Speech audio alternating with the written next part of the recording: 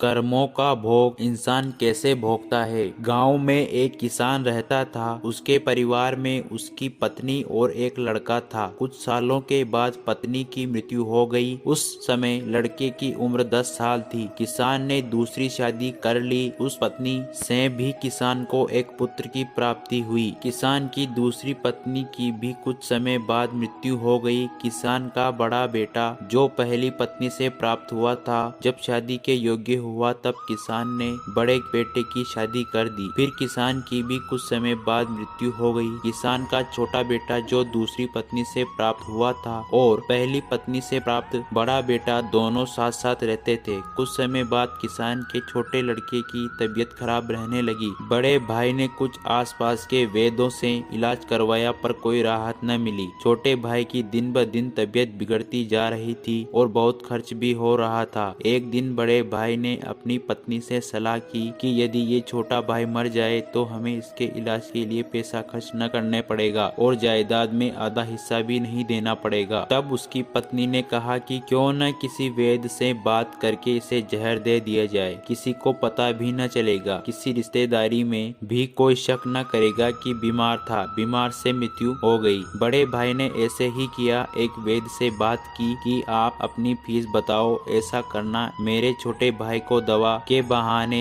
से जहर देना है। वैद्य ने बात मान ली और लड़के को जहर दे दिया और लड़के की मृत्यु हो गई। उसके भाई भाभी ने खुशी मनाई कि रास्ते का कांटा निकल गया, अब सारी संपत्ति अपनी हो गई। उसका अंतिम संस्कार कर दिया गया। कुछ महीनों पश्चात उस किसान के बड़े लड़के की पत्नी को लड़का हुआ। उन पति पत्नी ने खूब खुशी मनाई। बड़े ही प्यार लाड़ प्यार से लड़के की परवरिश की। कुछ ही गिने वर्षों में लड़का जवान हो गया। उन्होंने अपने लड़के की शादी भी कर दी। शादी के कुछ समय बाद अचानक लड़का बीमार रहने लगा। माँ बाप ने उसके इलाज के लिए बहुत वैद्य से इलाज करवाया। जिसने जितना पैसा मांगा दिया, सब कुछ दिया ताकि लड़का ठीक हो जाए। अपने लड़के के इलाज में अपनी आधी संपत्ति तक बेच दी, पर लड़का बीमार के कारण मरने की कगार पर आ गया। शरीर इतना ज्यादा कमजोर हो गया कि अस्थि पिंजर शेष रह गया था। एक दिन लड़के को चारपाई पर लेट रखा था और उसके माता पिता के साथ बैठा अपने पुत्र की ये दयनीय हालत देखकर दुखी होकर उसकी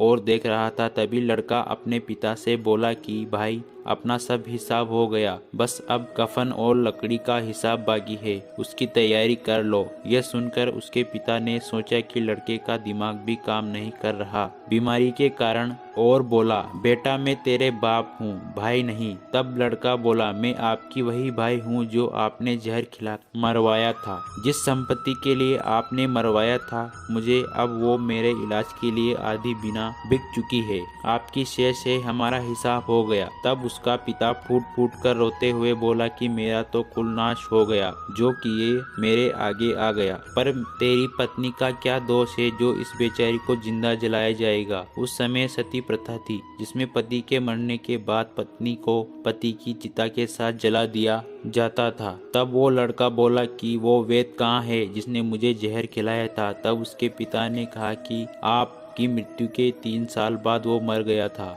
तब लड़के ने कहा कि ये वही दुष्ट वैद्य था, आज मेरी पत्नी रूप में है, मेरे मरने पर उसे जिंदा जलाया जाएगा। हमारा जीवन जो उतार चढ़ाव से भरा है, इसके पीछे हमारे अपने ही कर्म होते हैं। हम जैसा बोएंगे वैसा ही काटना पड़ेगा मिलेगा। कर्म करो तो फल मिलता है, आज नहीं तो कल मिलता है। जितना गहरा अधिक हो कुआं, उतना मीठा जल मिलता है। जीवन के हर कठिन प्रश्न का जीवन से ही हल मिलता है। दोस्तों, ऐसी ही वीडियो के लिए चैनल को सब्सक्राइब कीजिए, लाइक और वीडियो को शेयर जरूर कीजिए।